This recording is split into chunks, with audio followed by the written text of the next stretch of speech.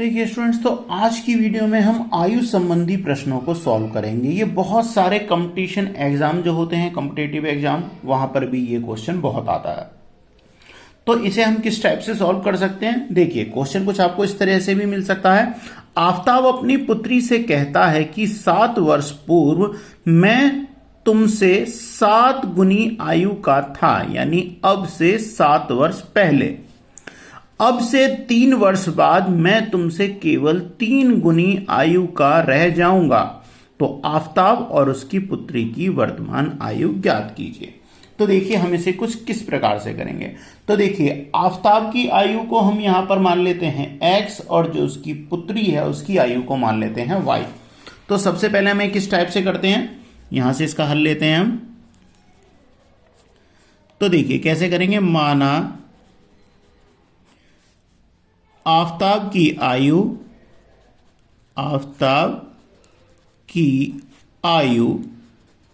को हम क्या मान लेते हैं, x मान लेते हैं, x वर्ष।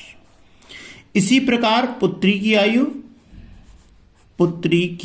आयु क्या मान लेंगे, y वर्ष। ठीक है, तो इस प्रकार से हमने दोनों की आयु मान ली है। अब क्वेश्चन क्या कह रहा है, आपको फर्स्ट कंडीशन क्या बताई हुई है, 7 वर्ष पूर्व, यानी अब से, जो प्रेजेंट में जो एज है उनकी, उससे 7 वर्ष पहले पीछे जाएंगे। ठीक है ना।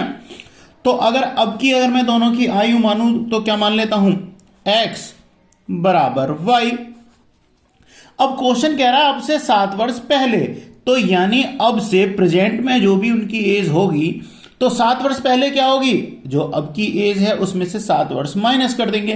तो दोनों में से ही हमें क्या करना पड़ेगा, 7 वर्ष जो है, समय जो है वो हमें माइनस करना पड़ेगा। और साथ में क्या कह रहा है, 7 वर्ष पूर्व, तो 7 वर्ष पूर्व तो हमने दोनों कंडीशन बना दी हैं। मैं तुमसे 7 गुनी आयु का था, यानी कि पिता की उम्र जो है पुत्री की 7 गुनी है, यानी पिता की आयु जो थी क्या थी, पुत्री की आयु की 7 गुनी थी। इसलिए हम जो 7 गुनी करेंगे वो किसकी करेंगे, पुत्री की आयु में करेंगे। तो मैं यहां पर इसमें 7 की गुणा कर देता हूं। अब देखते हैं क्वेश्चन आपका क्या बनेगा। अब अगर इसकी मल्टीप्लाई करोगे क्या हो जाएगा, x माइनस 7 इजकल टू, इस 7 की y में मल्टीप्लाई होगी 7y minus 7 into 7 is equal to 49। यहां से आप देखिए क्या करेंगे हम सर, x y की वैल्यू क्या है यहां पर हमारे, माइनस, इधर प्लस में है, साइड चेंज होने पर क्या हो जाएगा, माइनस में हो जाएगी पंक्षांतर करने से।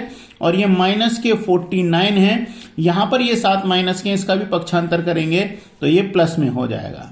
ठीक है, तो यहां से ये जो हमें एज जो मिलेगी ये क्या हो जाएगी, x minus 7y equal to minus 42। अब आप चाहो तो इसे पक्षांतर करके, यहां से ये माइनस है, इसे वापस साइड चेंज करने पर आप इसे प्लस में चेंज कर लोगे, तो x इजकल टू क्या हो जाएगा आपका 7y माइनस 42। ठीक है, इस तरीके से ये आपकी x की वैल्यू निकल गई, या हम कह सकते हैं इक्वेशन नंबर 1 हमें मिल गई है। ठीक है, अब क्या करते हैं, दूसरी कंडीशन क्या कह रही है, क्वेश्चन में आगे क्या बताया हुआ था, सेकंड कंडीशन पर आते हैं। दूसरी कंडीशन में हमसे क्या कहा था क्वेश्चन में, अब से 3 वर्ष बाद, यानी कि जो उनकी वर्तमान में जो आयु जो x और y जो हमने मानी है, 3 वर्ष बाद क्या करेंगे, तो इसमें 3 वर्ष जोड़ देंगे। तो वैसा ही करते हैं हम क्वेश्चन में।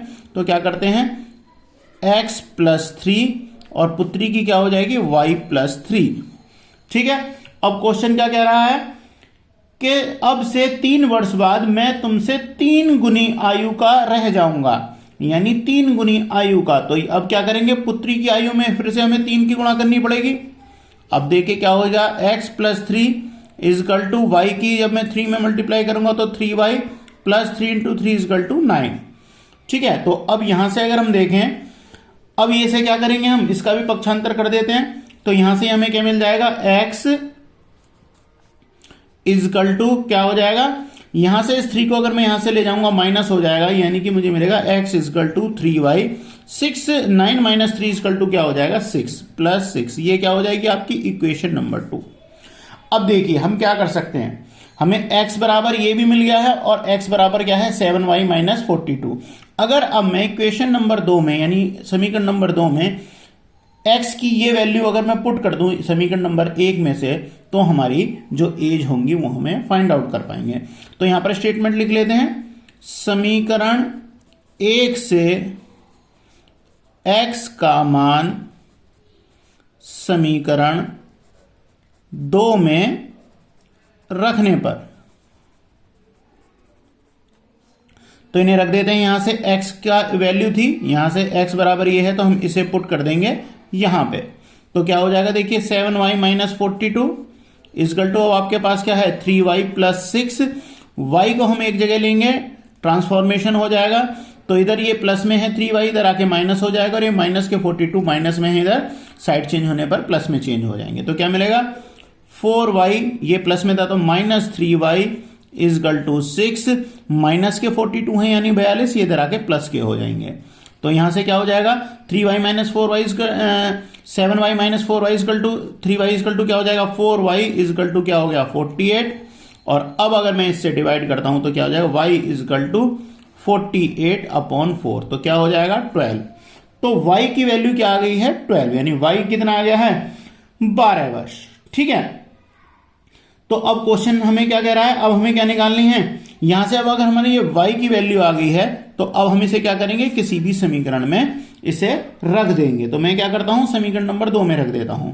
तो देखिए x की वैल्यू हमें निकालनी है, तो y की आयु किसकी थी, पुत्री की आयु। अब मुझे अगर पिता की आयु निकालनी है तो क्या करना पड़ेगा, तो देखिए x equal to 3 into y की वैल्यू क्या है 42, और प्लस क्या हो गई 6, तो x इजकल टू कितना होगा 12 इंटू 3 इजकल टू क्या हो जाएगा 36, और प्लस 6, तो x की वैल्यू क्या हो गई आपकी 42 यानी 42 वर्ष।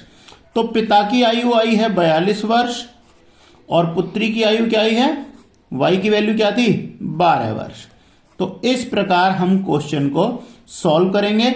स्टेटमेंट को हमें ध्यान से पढ़ना होता है और उसके अकॉर्डिंग हमें इक्वेशन बनानी होती है। ठीक है, तो स्टूडेंट इस प्रकार से आपको ये क्वेश्चंस सॉल्व करने होते हैं। तो ध्यान से पढ़िए, अच्छे से करिएगा। Bye bye.